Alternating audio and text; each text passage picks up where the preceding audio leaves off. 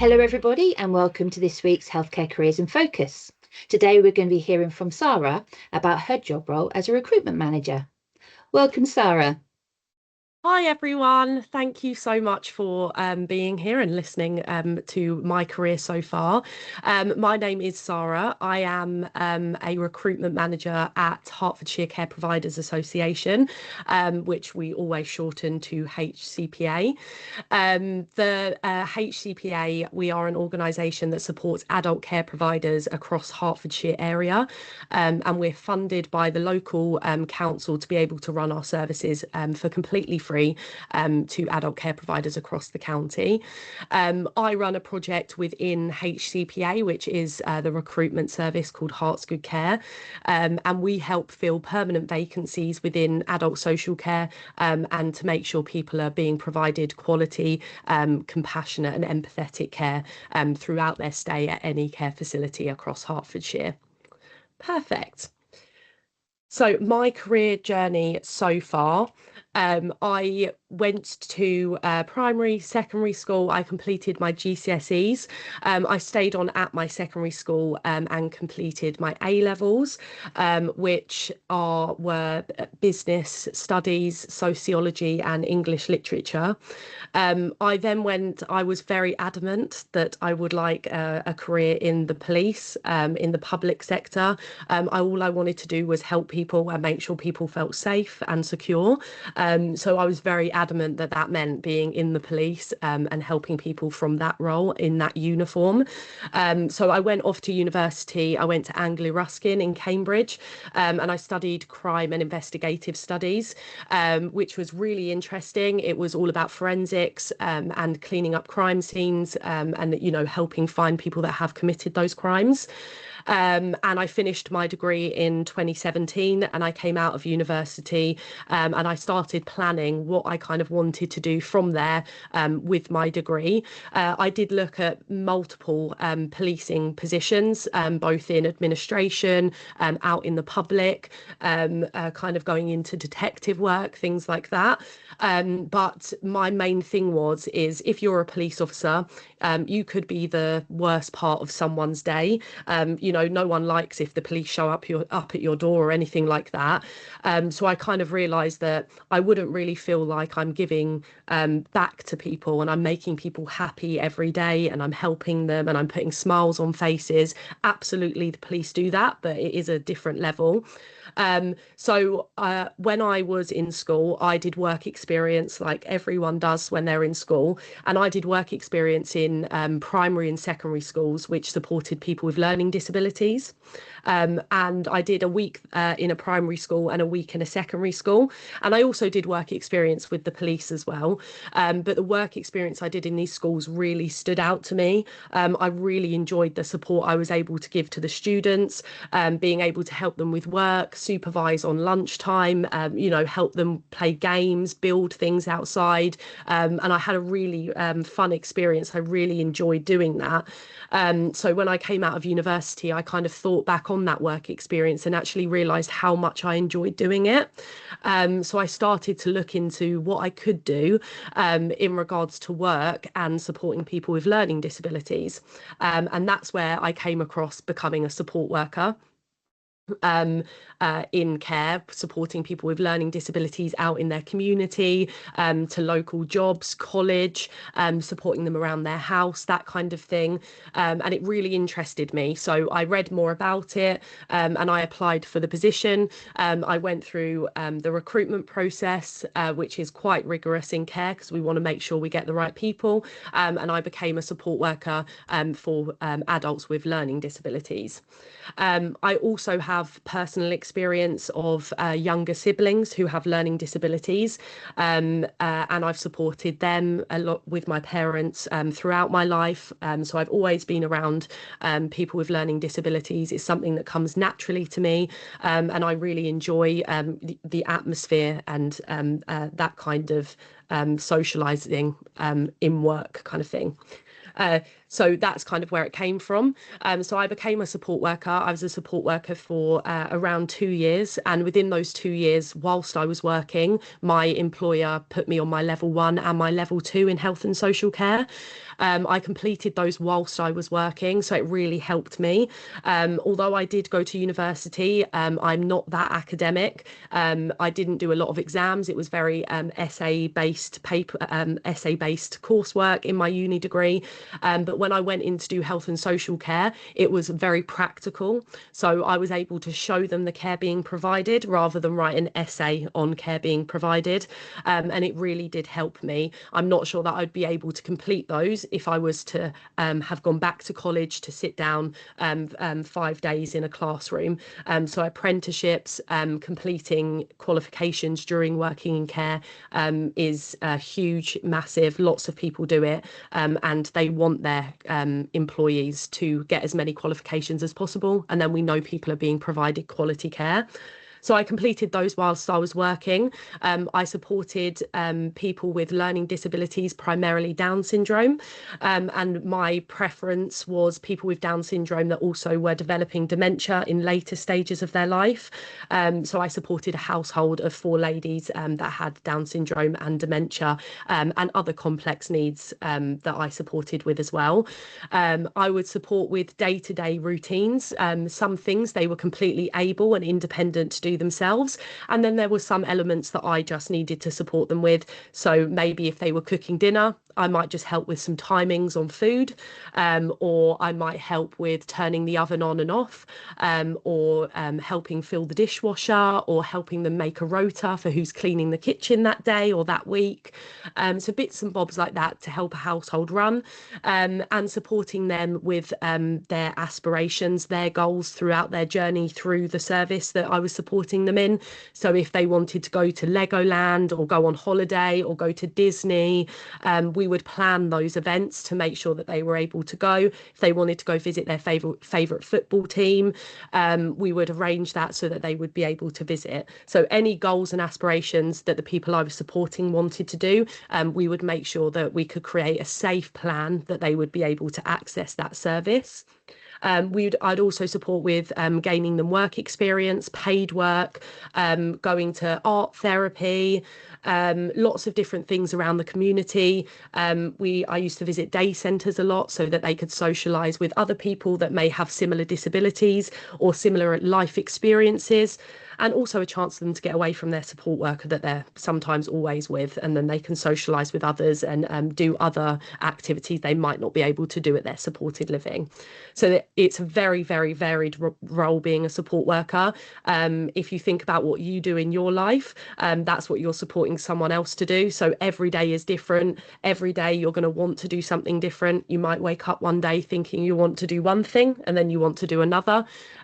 So it's like a roller coaster working in care. It's fun. Every day is different. And it is about putting a smile on people's faces, and helping them achieve everything that they want to achieve that day, that week, that month, kind of thing. So I was a support worker for around 2 years. And after 2 years, I wanted to look into doing something else where I could still work in care, and also help other care providers as well that needed it. And I came across a recruitment specialist position at HCPA, the current company I work with, where I would support applicants looking to work in care, find their dream job in care. So whether they wanted to work with people with learning disabilities, people with mental health conditions, older adults, dementia, whatever it may be, we would support them to find the right facility that fits what they're looking to work in, because we want to make sure the staff are happy, and then in turn they'll make sure that the residents are happy. So if someone tells me they're interested in working with the elderly, I wouldn't put them in a young setting with learning disabilities, because that's not what they would thrive in. That's not what they would be looking to support.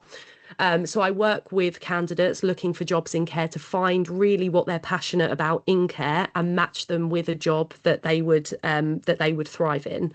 I also support with work experience, anyone above the age of 17 that is gaining work experience within care. I help set that up, and they can lead to part-time, full-time jobs, whatever that person would be looking for. I also go out to public events, and I promote adult social care as a career choice as you grow up. It can lead to lots of different avenues of where you can go to within care. You don't just have to remain. Like myself, I now work in care recruitment. It's not something I ever thought that I would go into, but I absolutely love it. And I love the support that I'm able to give other people in their experience getting a position in care and making sure it does fit for them. And then I also go to schools, colleges, universities. I speak with people about working in care, the kind of qualities we look for, which I will talk about later, and kind of promoting it as a sector to join, because not a lot of people at a young age think of working in care. It normally doesn't come until you're 18 to 20 years old when you start considering a career in care. Some people do join it younger. But I do want people to start thinking about what a career in care can lead to, and the kind of successful career progressional opportunities that are available within the sector. As a recruitment specialist, I have worked my way up to a senior recruiter, then the deputy recruitment manager, and then the recruitment manager over the last 6 years. I've now been the recruitment manager for just around 3 years now, and I absolutely love it. I absolutely love managing a team, and I'll talk more about my job duties as the recruitment manager. So this has been my career journey so far. When I first started working, I did customer service roles. When I turned 16, I worked at Domino's Pizza, Simmons Bakery, Weatherspoons, all customer facing positions. So I got that customer service experience quite early, and I knew how customers react to certain things and how they would like to be treated. And that helped me with getting my support worker position within care. Amazing. So going on to what I currently do, a day in a life of a recruitment manager, focusing on adult social care. So I do manage a team of recruiters and I have an admin. We work with care providers on a daily basis to ensure they have everything they need to be able to recruit independently and also recruit through our service. We will work with them to create job adverts, make sure those job adverts have everything we need. They adhere to legal requirements, and they're safe to put out to the public, and promote their care position. Once we have candidates available for that role, or we have someone that may be interested in that position, we will speak with that candidate over the phone, or we'll meet them face to face, and we'll complete what we call a value-based application form with them. The application form focuses on values and experience. It focuses more on values rather than experience and qualifications.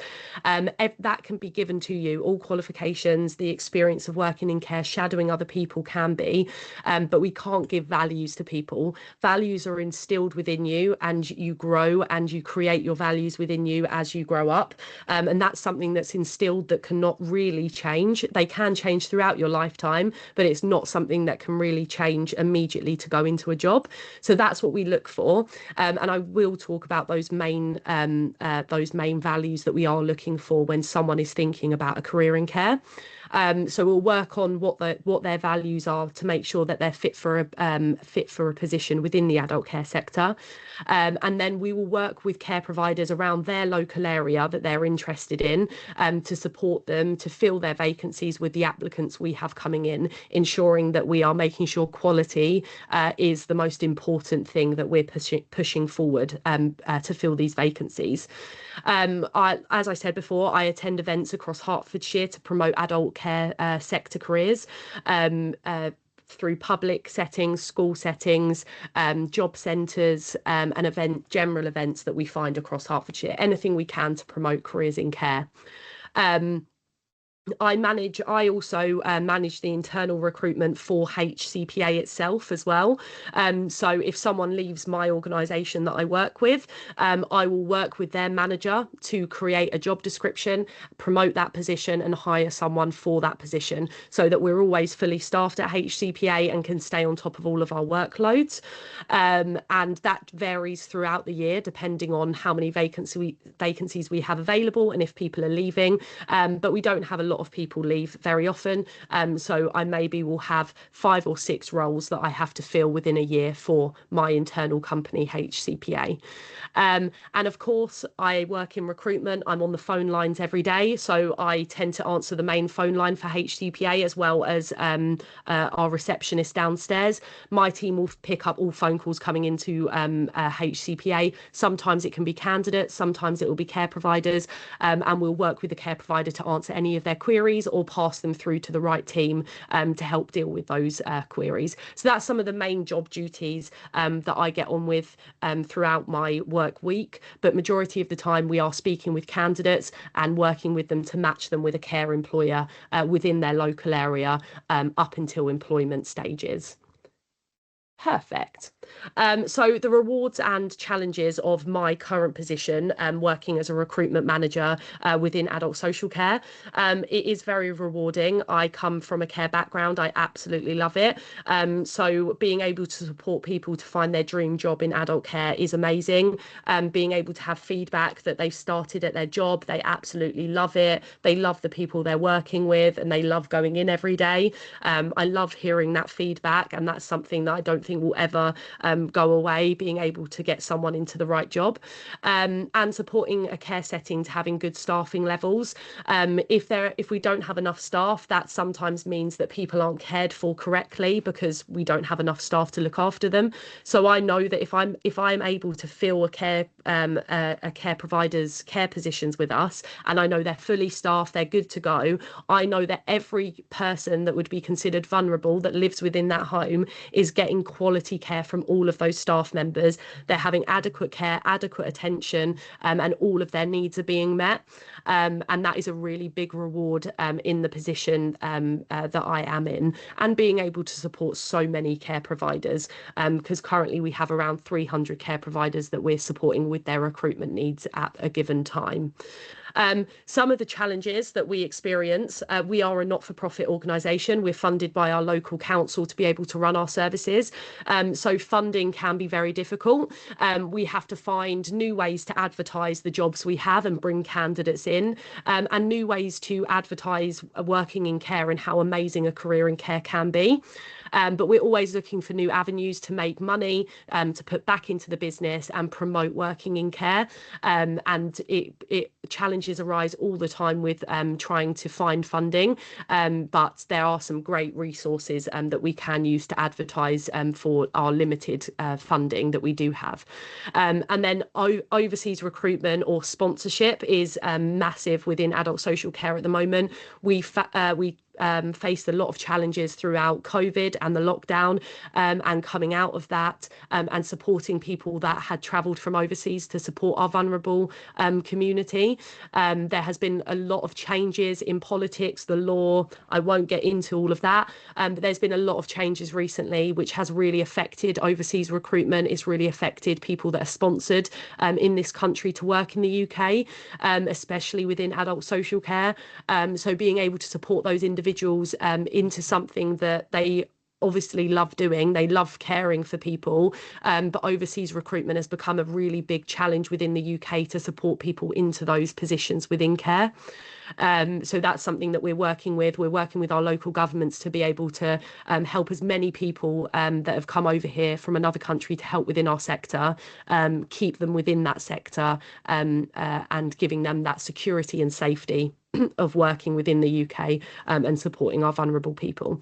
So they would be the biggest rewards and challenges we face. There are lots of different ones that come up throughout the year, depending on what's happening in the news, or what politicians are saying, things like that. So things change throughout the year in recruitment, the laws, legislation, and we just have to kind of roll with it and figure out as we go how best recruitment should look like and the best way to support candidates going through our services.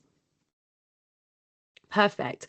some advice for to my younger self that I definitely would say. Like I said previous in this presentation, I was adamant that I wanted to go into the police. I thought that was the only way I could help people. And absolutely, there are lots of different public services. We have, you have the NHS, the fire service, but I was adamant the police was the best way that I could help people in their day-to-day lives and make them feel safe and feel confident to live their day-to-day life as independently as possible. And when I came out of university and I realised that maybe it wasn't something that I wanted to do, but I felt like that was the only way I could help people, look around the subject, look at everything that you can, and don't put so much pressure on yourself that you know what you want to do at this moment in time. At 18, you can think, you're on top of the world, you know exactly what you want to do, but throughout your life, what you want to do, what you value will change. And that will, of course, change your personal life, change your work life, change what you want to do. And that definitely did happen to me. I was adamant I wanted to help people, and in turn I wanted to make sure that I was putting a smile on people's faces and making them have the best day in the world, not the police showing up at someone's front door to give them bad news or to get involved with something that's happening. I wanted to make sure that it was a positive influence that I was having that day. So definitely do not put so much pressure on yourself to know what you want to do right now, because I promise you it will change throughout your life. Even if you're adamant right now, something will change and you'll venture into something else. And that's the fun of working and figuring out what you enjoy doing. Don't think that once you're in something you're stuck there, because there are hundreds of different avenues you can go down to get into what you're passionate about. And what I do say is you work a lot of the week. Some people work 37.5 to 40 hours a week, if not more, and you're at work a lot. You want to make sure you're doing what you love day to day and what you enjoy doing. You can enjoy something for the money, but that will only last for so long, because as a human being, you're going to want to have those goals. You'll want to align with the company and achieve what they want to achieve. So make sure that you are doing what you love and you enjoy going into work every day. And that is a massive importance in regards to what you want to do, making sure you do enjoy it. You can have all the qualifications in the world, but if you go into work every day and you don't like what you're doing, you're not going to give off the best presentation of yourself and the way you reflect to other people around you. It really does make a difference when you can see someone enjoys and has passion for what they do for work. And of course, having that work-life balance is so important. Absolutely, when you're young, work, but also realizing that you do have a personal life as well, your family, your friends, all of that stuff. It is a huge part of people's lives, and work can sometimes get in the way, but making sure that you do make time for your personal life, your hobbies, what you enjoy doing, and bits and bobs like that. So making sure that you do have that split that works for you. Perfect. So what skills do you need to work in care? Like I said, we do not rely on qualifications, if not experience as well. These are the kind of skills and qualities we look for when someone is thinking about working in care. And when I speak to someone on the phone, this is kind of what I listen out for. Not so much they're going to tell me they have a caring attitude or they're honest or they're a team player, but more about how they present themselves over the phone, what they talk about. And I can kind of pick up on those traits as they're talking to me about their life experience. A caring attitude is hugely important when you work in care. Genuine compassion for others and wanting to help them is so important. Of course, if you don't have that, then you wouldn't have the right skills to be able to support individuals, and you might just be destined for another sector or another aspect of adult social care. You being honest and having integrity is massive. You will be fully trusted to support a what would be considered a vulnerable individual within that community. So sensitive situations happen. You may be be supporting with personal care, you may be supporting with documenting their medication, and making sure that you are trustworthy to that individual and also to your employer is so important. So any sensitive issues, of course, you keep sensitive. Anything personal, you keep within that relationship you have with the person you're working with. You wouldn't go and tell everyone about their personal care needs and things like that unless you need to. And it is for the job role and supporting that person if they're having personal care from other people. Having empathy and listening is massive within care. Understanding and responding to others' needs is huge, and being able to understand people. Not everyone communicates how you'd expect them to communicate.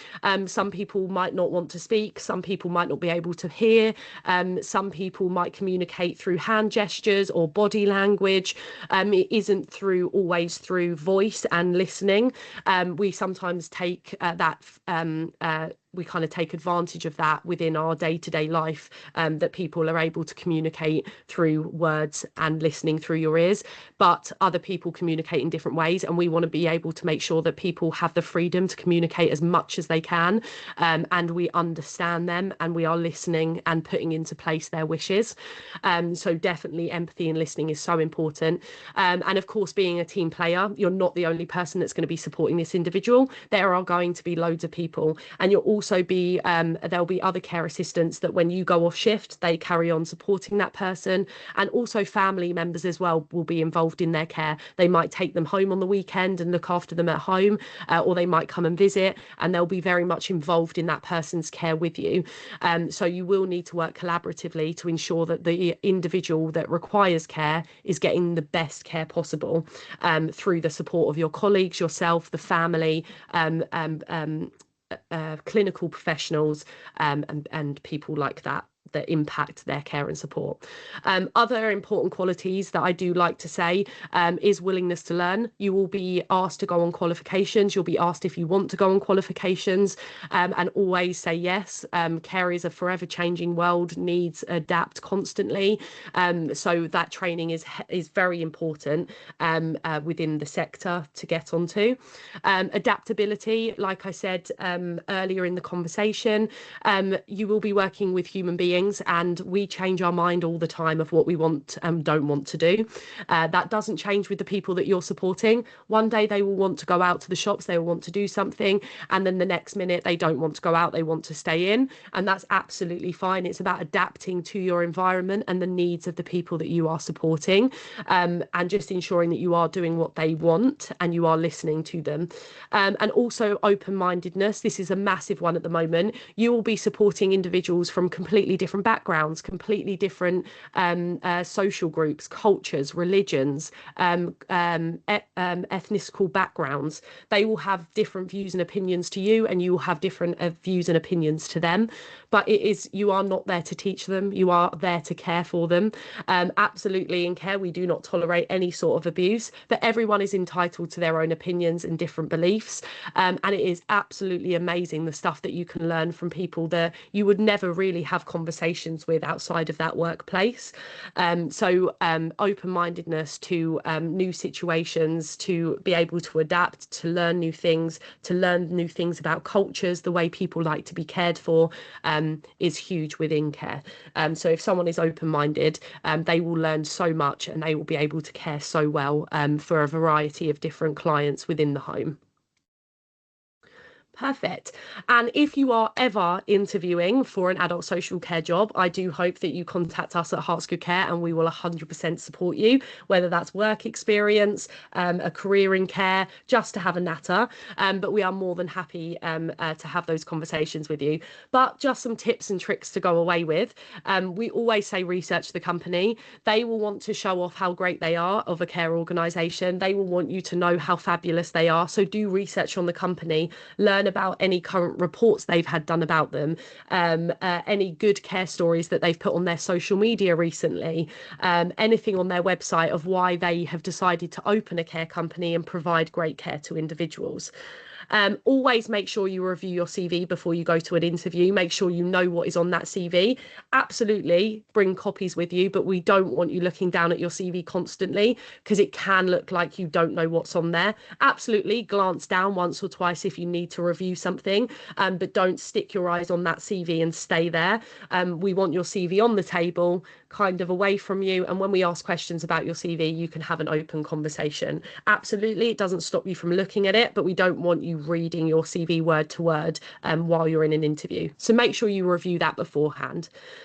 Also prepare for questions you may be asked in interview. This can be done by Googling questions that are normally asked within care interviews. You can contact us here at HCPA and we can support you with mock interview processes and go through a mock interview with you and the kind of answers that they would be looking for.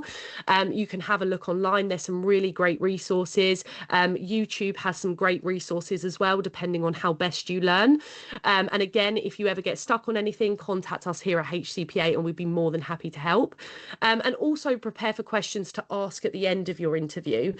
You can do all the research in the world, you can know everything about that care company, but they are going to want you to ask a few questions at the end, whether that be about the care home, whether that be about your job, whether that be about your day-to-day job duties, the benefits of working for the organisation, the career progression that's available at your job. There's lots of different questions that you can ask an employer. And if it is answered during the interview, you have all these questions ready, and then during the interview, they answer all your questions. And then you're at the end of the interview kind of stuck going, well, they've answered all my questions. I don't have anything to say now. What you can do is you clearly say to them, do you know what? I did have some questions, but you've actually answered them throughout this interview, so I don't have any questions for you. So always make it aware that you did prepare questions. Don't just say at the end of an interview, no, I have no questions, thank you. So it's very important to prepare some questions. And like I said, if you ever get stuck on that, please contact us here, and plan your travel. Make sure if you are using public transport that you are going to get to your interview 15 to 20 minutes early, because it is better to be early than rushing around and being late. If you're there early, you have time to compose yourself, get ready for the interview, take a few deep breaths and go in. If you're rushing around, you don't give your brain time just to slow down and get ready for that interview.